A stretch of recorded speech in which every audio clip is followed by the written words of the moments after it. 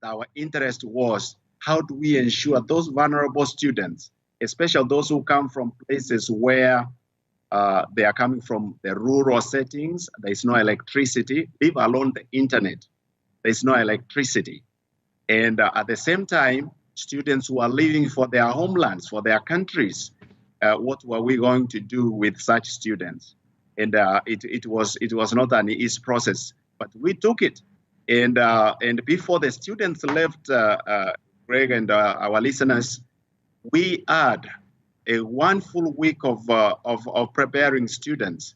And those who did not have the trainings, we took profiles. We got to understand a number of students who didn't have smartphones. There are many who did not have laptops.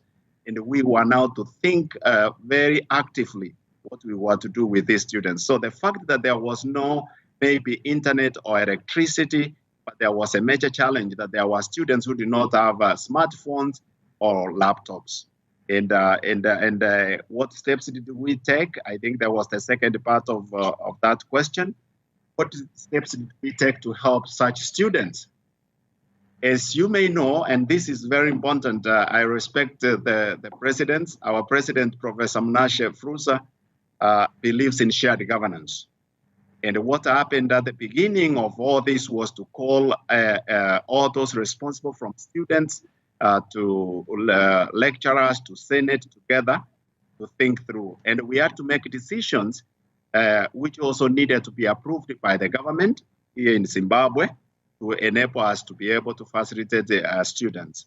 Secondly, after profiling students, and we discovered the number of students who could not access internet, either they were from Zimbabwe, Angola, Democratic Republic of Congo, or Kenya, and they were going back, we decided to see how to work with telecommunication companies in these given countries. For example, in Zimbabwe, we had a breakthrough because we had two major ones that came through with us, and they provided subsidized data bundles for students, which was now an avenue for us to be able to offer programs online. But more importantly, one of the other steps that went through the board of directors of the university was to get technology fees waived for students.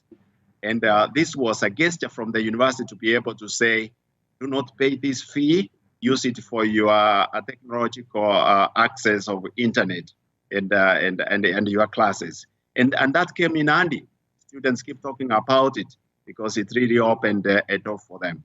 But we also discovered, it's the last case, that there are students who still, even with technology fee waiver, they were still not able to access classes, but they were on full scholarships.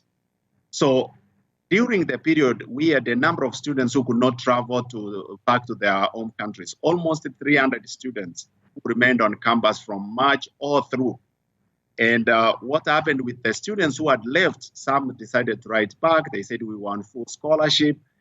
We cannot even afford anything. We are struggling. We can't access classes.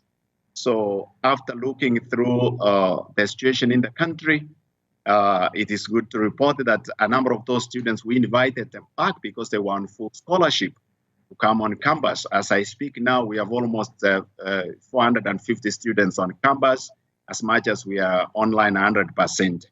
And this was made possible through our advancement office in Nashville under Dr. Jim Sally and the team there. They raised wonderful scholarships from donors, from well-wishers, and this made it possible for students to be able to come on campus and access their studies. It has been an experience of some time. Thank you very much.